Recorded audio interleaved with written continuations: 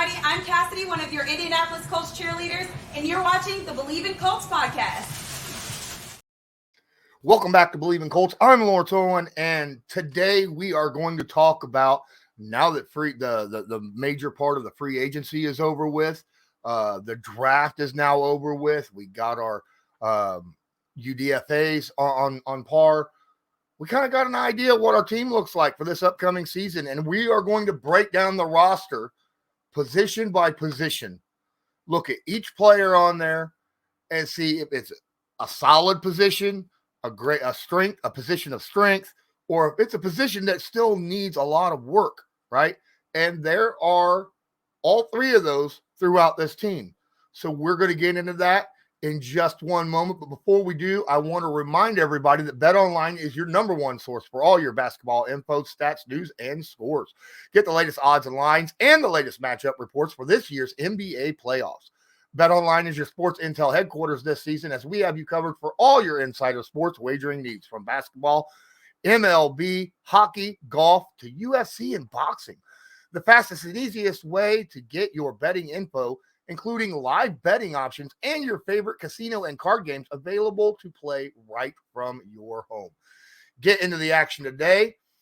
So head over to the website and use your mobile device to join, and be sure to use our promo code Bleav, that's BLEAV, to receive your 50% on your first deposit. Bet online, where the game starts. So let's get into it, ladies and gentlemen. The Indianapolis Colts roster. We are going to start off with the special teams. Okay, guys? Special teams has been a strength for the Indianapolis Colts for years. And I'm going to say I don't think there's much of a difference here. Obviously, Rigoberto Sanchez is coming back, right? Awesome. He's going to be our punter. He's solid before he had his injury last year. Can't wait to have him here. We have Matt Gay. We just signed to a monster deal. Plus, we have another kicker just to give him competition. Lucas Havrisik. I assume that's how you pronounce his last name. Matt Gay's got the job, ladies and gentlemen. I mean, as much money as we've paid him, he's definitely the guy. Obviously, our long snapper is still Luke Rhodes. Kickoff specialist will still be Matt Gay. So, nice to know that Rigoberto don't have to do the kicking off. Punt returns is Isaiah McKenzie and our third-round draft pick, Josh Downs. That'll be interesting to check out during training camp this season. And then our kick returners, obviously Dallas Flowers showed a lot of spark last year, and Isaiah Rodgers Sr. has speed galore. And then Isaiah McKenzie is also there just to round out that group. That way we can kind of figure out who's the best at doing kick returns. I'm going to give the special teams unit a solid A-. There are no, oh my goodness, superstars on this team, but they're all so stinking solid all the way around. Now, obviously, our returners, there's going to be a little bit of question marks about that. But, when it comes to kicking and punting, and our coverage units have always been absolutely solid. A-, I think, is a perfect solid spot for that unit. Now, let's get to the defense. That's right. We're going to start defense. We're going to start from the back end, work our way up to the front. And at nickelback, we have Kenny Moore. He's back, obviously, and Tony Brown backing him up. We also have undrafted free agent Cole Coleman. That's an interesting name. Cole Coleman. That's right. So we got three guys. I don't know if you guys seen the interview from Kenny Moore, but he seemed like he's upbeat, ready to go. Even with, still being under Gus Bradley's scheme, everybody thought that, he didn't like Gus Bradley's scheme is why he didn't want to be here. I don't think that had anything to do with it, really. But obviously, Kenny's going to be our nickel. Now, let's go look at the cornerbacks of this situation. Isaiah Rodgers is our starting corner at right cornerback. Right behind him is Darius Rush, and then Darrell Baker Jr. And At left cornerback, our rookie, second-round pick, Juju Brents is the starter. Dallas Flowers backing him up. Then our 7th-round pick, Jalen Jones, and then Kevin Tolliver II. Guys, this is a situation where I feel like there's got to be a lot of learning going on really fast. Because first off, I kind of expect the Colts secondary to be more in a man coverage than they are in a, zone coverage, because that's easier for guys to learn. All right. Especially young guys. And we have so many young rookies that's going to be playing at cornerback this year, or just young guys in general, whether they were rookies this year or last year, that, playing man is way easier to learn coming right out of college, because that's what college plays, right? They don't play a lot of, the other version. So this is a situation where I feel like we're leaning really heavily on the young guys, minus obviously Kenny Moore and Isaiah Rodgers Sr. And it's a little bit worrisome. I got this group sitting at a C right now, maybe C minus, right around that general vicinity. Now, obviously, that's because of youth. All right. And they don't have any experience in the NFL yet.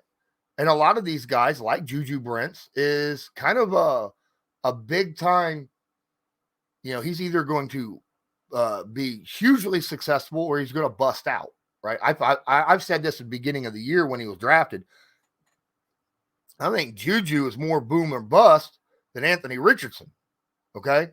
He's either going to be a hugely successful or he's not going to be playing in the NFL in 4 years. So hopefully the prior happens.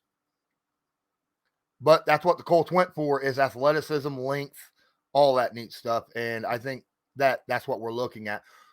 Going to the safety position, obviously we lost some guys, including my guy Rodney McLeod, who went to the Browns, but we still have Julian Blackmon, Nick Cross, Henry Black, and Marcel Dabo at strong safety. At free safety, we got Rodney Thomas II, who had a nice season last year as a rookie. Then Daniel Scott, the 5th-round pick for this year. Trevor Denbo, who is really more of a special teams guy. And then Aaron Maddox, who is an undrafted free agent this year. Again, youth, athleticism, but I still feel like we got a lot of playmakers at the safety position.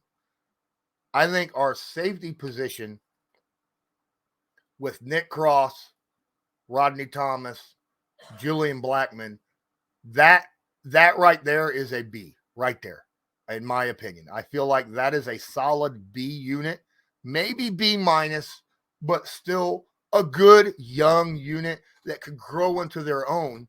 They're going to be relied upon, I think, heavily this year with the youth and inexperience of the cornerbacks that's going to be in front of them with this Gus Bradley system. I think Gus and the defense is going to be relying heavily on these guys at the safety position for cleanup, basically. Make sure nothing gets over the top while they're playing a lot of man-to-man coverage.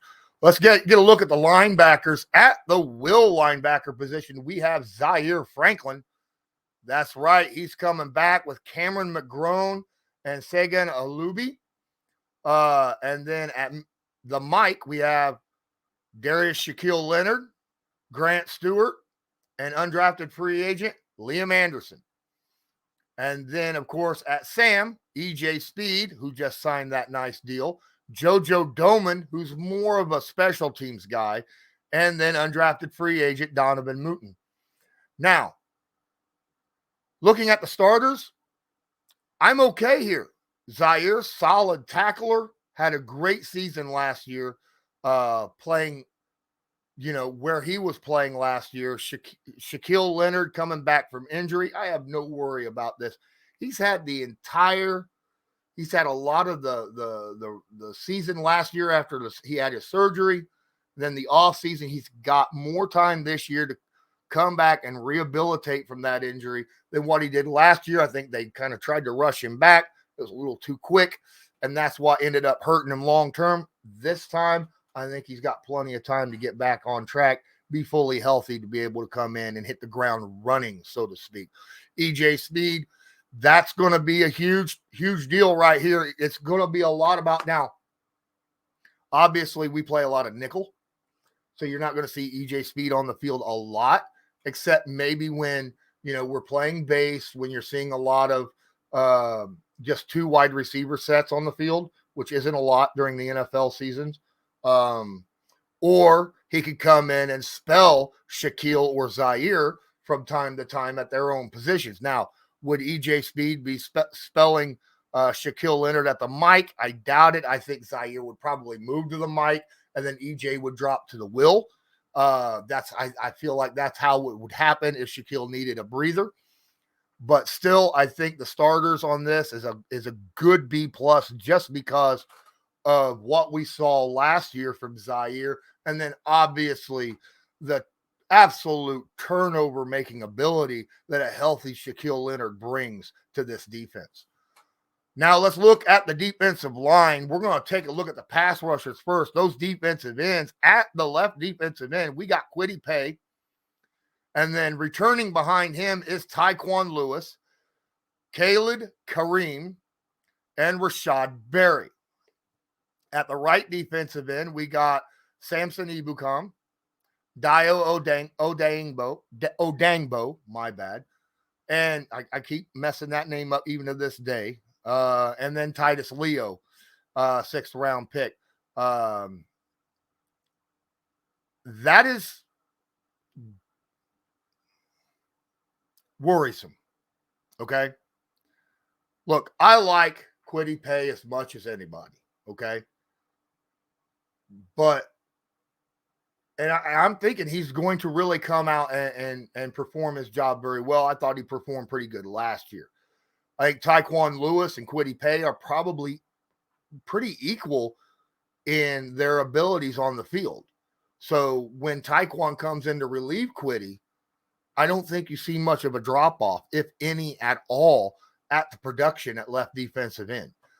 Now, right defensive end, Samson Ebukam, he's going to be asked to play more snaps than what he was used to playing in San Francisco, okay? And that's going to be interesting. And there's no guy on the right defensive end that is your classic Leo pass rusher for the Gus Bradley scheme. Samson's not that long, skinny, fast guy. Neither's Dio Odangbo, right? Neither of these guys are the, dip the edge, dip your shoulder, use your speed, get around the edge, get to the quarterback kind of guy, which is what a Leo is for. They're more, power, use your athleticism to and unrelenting, menacing abilities to try to get past your left tackle. I'm hoping I'm wrong, but I feel like that our ends right now, they are not, oh my goodness, but I don't feel like they're terrible either, okay? I feel like our pass rush ends are adequate. I give them a C+ to a B- in that general vicinity. I'd still love to have that dude, right? Could Dio or Kwity or Tyquan or Samson grow into that? Maybe. They haven't shown it yet. You've seen some flashes from Dio. You saw some flashes from Kwity occasionally. And obviously, Tyquan, when healthy, has shown flashes as well. But it's not been a game in, game out basis. And that's what worrisome for me. So I can't give them a solid B. So I'll give them a B-, C+, somewhere in that vicinity for the pass rush. Now, the interior of the defensive line, that's where the Colts shine. You got at nose tackle Grover Stewart, Tavon Bryan, Eric Johnson, Caleb Sampson, the undrafted free agent. And then at defensive tackle, you got DeForest Buckner. And then you got I still can't pronounce his name. I had it when it was drafted, and I still ain't figured it out. I'm not going to even try to mess with it. AA, we're going to call him AA.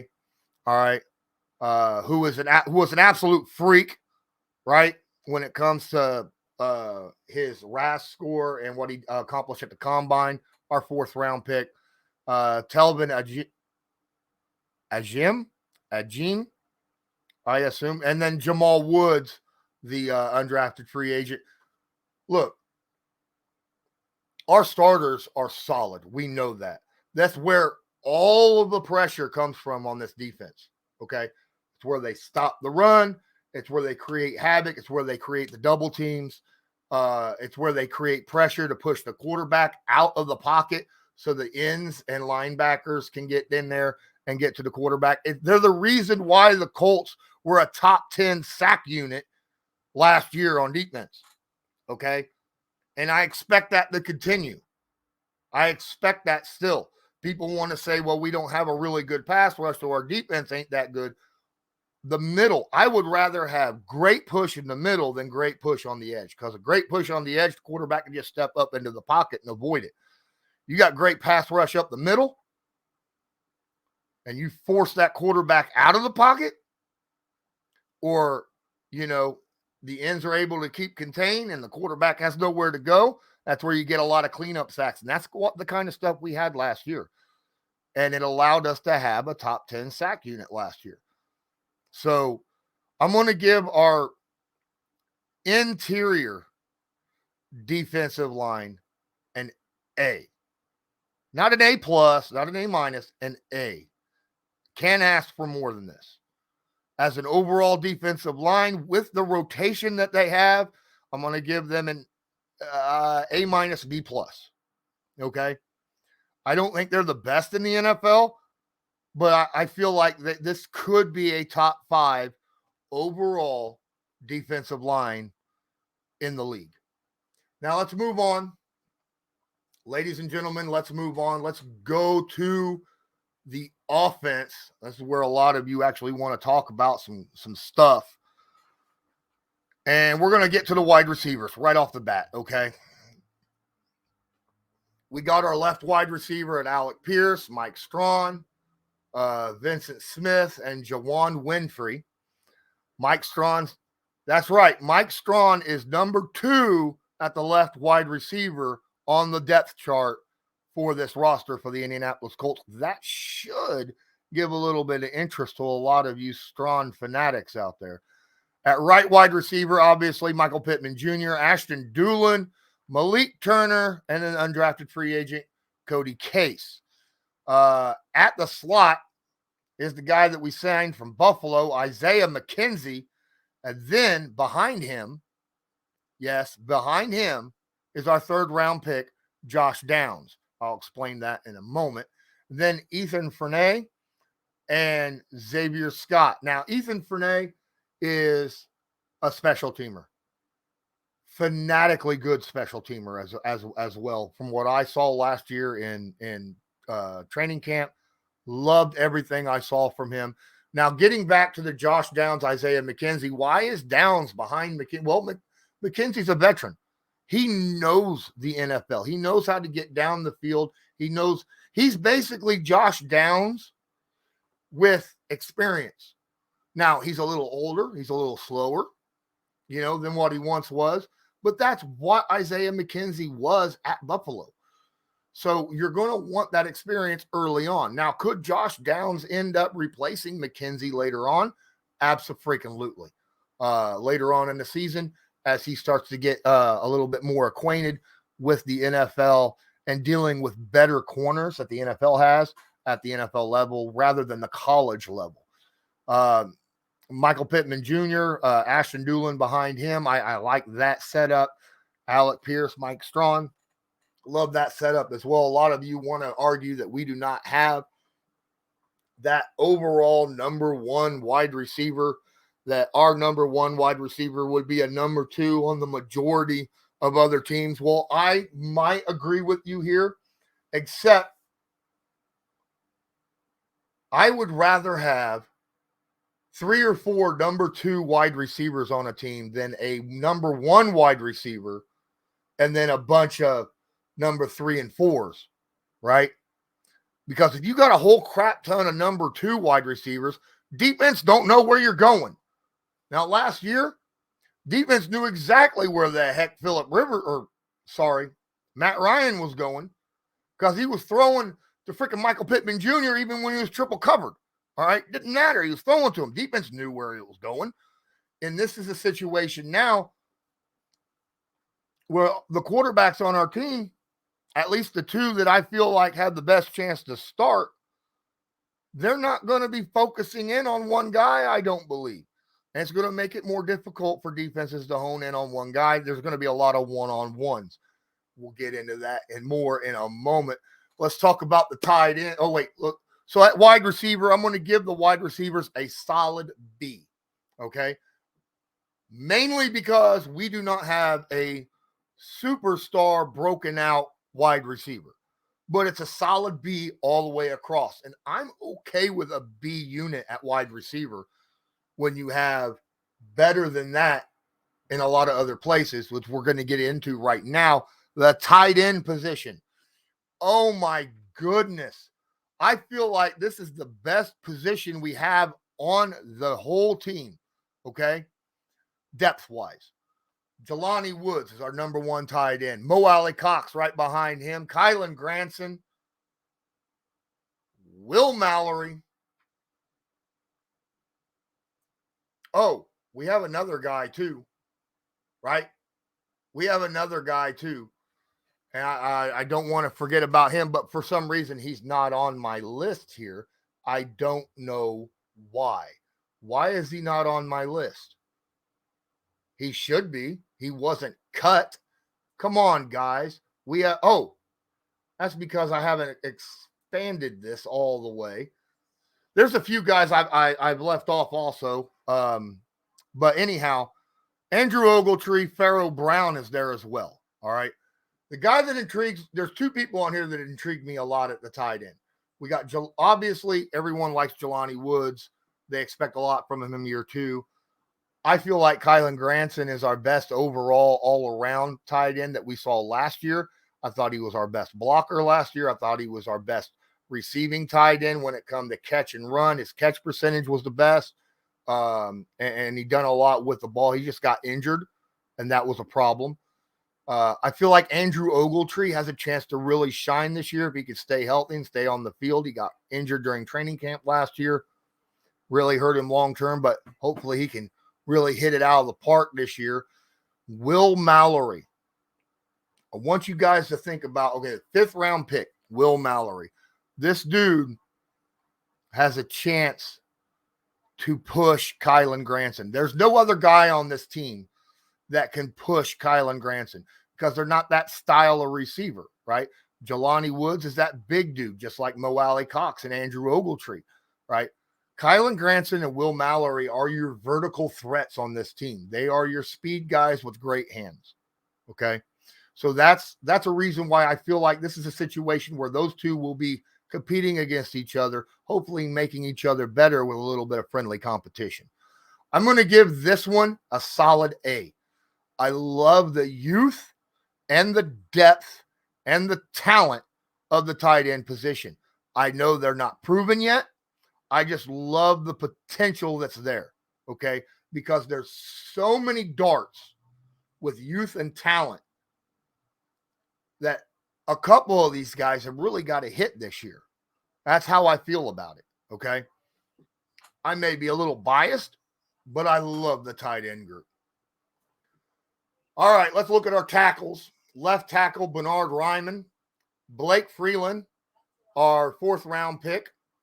Carter O'Donnell and undrafted free agent Matthew Vanderslice. Blake Freeland, I don't think is ready for the NFL. He is a long-armed guy who has problems with power, but at left tackle, most of the time at left tackle, you're going to be dealing with a lot of speed edge rushers. So I understand why they've got him. Bernard Ryman is a solid at the end of the year, I really liked how Bernhard Raimann was playing. I don't know if he's going to be the top dog, but at least they went out and got someone to really fight with him. At right tackle, we got Braden Smith, Jordan Murray, and Jake Witt, the 7th round pick. Jake is another one of those guys, young guys who has a lot to learn. He is incredibly raw, but he's got all the tools physically. He's just good. In my opinion, Jake is one of those guys that is going to be, it might take him a couple years to get into it. All right. Left guard, obviously, our star of the unit, Quentin Nelson, who had a little bit of an off season, but he had an off season last year. But he didn't play bad, right? You guys, a lot of you want to say that he played bad. He played bad for him, but not as an average NFL guard. He still played incredibly well overall stat-wise and what he did out there. He just had an off season last year with, what was going on around him on the units. Arlington Hambright and Harris LaChance, undrafted free agent, is backing him up. At center, we got Ryan Kelly, who, again, another guy who had an off season. But again, a lot of stuff going on around him with, the issues we had at right guard last year. And backing him up, Wesley French, and then Dakota Shepley. At right guard, this is where it worries me a little bit. We got Will Fries, Danny Penner, and Emil Ikior, undrafted free agent. Will Fries played better at the end of the last year, but still not good, okay? He was still getting powered. He was still having issues with stunts and delayed blitzes. Danny Pinter looked worse than Will Fries did at that guard position. Okay. I wish we could have went out and got somebody in the draft to fill this specific spot. We didn't. We just grabbed somebody, undrafted free agent. Maybe we can do something there, but we'll see. I know that the undrafted free agent, a lot of people has a lot of high hopes for him. We'll see what happens there. I still feel like this is the weakest spot on the team at the right guard position. And overall offensive line, I'm going to give it a B-. Yes, you heard me right. I'm giving the Colts offensive line a B- grade. I still think Braden Smith, Quentin Nelson are still solid Pro Bowl, all-pro type caliber players. They just Quentin had an off season. I think Ryan Kelly's got a little bit to prove to come back and show that he can get back to his form. And Raimann has to put a whole season together. And right now we need somebody to step up at right guard, whether it's Will Fries or whoever it is, and play a good, solid year of football, especially considering who we got behind this offensive line, which is where we're going to get to now. Let's go to the running back position. Obviously, maybe the best running back in football, guaranteed top 5. Jonathan Taylor. Zach Moss came in while Jonathan was hurt with that ankle injury, played pretty good. Same with Deion Jackson. We have a 5th round pick, Evan Hall. Had a pleasure of speaking with him. Think that he brings a little bit of something to this. Darius Higgins, undrafted free agent, and Jake Funk. This is a damn good running back core. Damn good.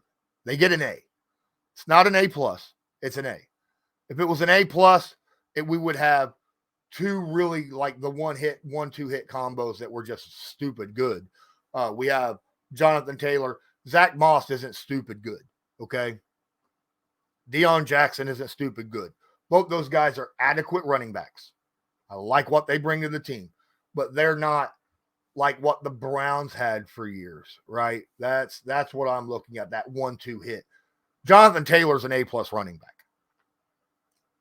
I'm not going to give up on that. But if there's any group that I feel like can compete with the depth of the tight end group, it is this running back group.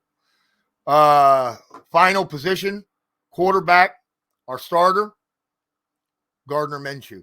I know you guys going to argue with me, but telling you as of right now, until we see who his backup, Anthony Richardson, the 4th overall pick of the draft, can, where he's at when it comes to reading the field, reading pre-snap, a bunch of other stuff that's going on. Right now, Gardner Minshew is the only guy on this team that has went out and proven that he can win NFL games, okay? And then Sam Ehlinger is the backup of the backup, which I am perfectly fine with having Sam Ehlinger there as backup with backup. I thought he made incredible progress, huge leaps and bounds in his progression last year as opposed to his rookie year. I'm glad they kept him on the team. He's a young guy. I think he'll do well. We just got to see what we're going to get from Anthony Richardson this training camp, okay? If he can't read an NFL defense pre-snap, figure out where the blitzes are coming, what the coverages is, stuff like that, he's not going to start. He just isn't, right? Because even if you want to play you want to play the young man, you want to get him experience, but you don't want to put him in a position where he's going to end up getting hurt or lose you games, right? Right now, Gardner Minshew, as I say, I feel like is the starter. I think Anthony Richardson gets a lot of playing time every game, probably, anywhere between 4 and 8 snaps starting off. If he shows that he's got good pre-snap reads and things of that nature, and is better than what we expect during training camp and preseason, Anthony Richardson could legitimately take over that starting position if he can show he can do it. Right now, I think the quarterback position is a B- or C+. Due to the raw and inexperiencedness of Anthony Richardson right now, our best chance to win games is with Gardner Minshew. And let's face it, Gardner Minshew is not a top 10 quarterback. Love him. Think he's a great quarterback. I think he's starter caliber. I just think he's bottom 12 starting quarterback. I think he's better than some of the other starting quarterbacks in the NFL, though. So that's my breakdown overall of this Colts depth chart. Let me know. Do you agree with what I got? I'm sure you don't agree with everything. Let me know where you disagree in the comment section. Don't forget to hit share, like this, and check out other stuff from Bleav, right? Brought to you by Bet Online. And as usual, I want you to have a good one. Go Colts. Do you believe?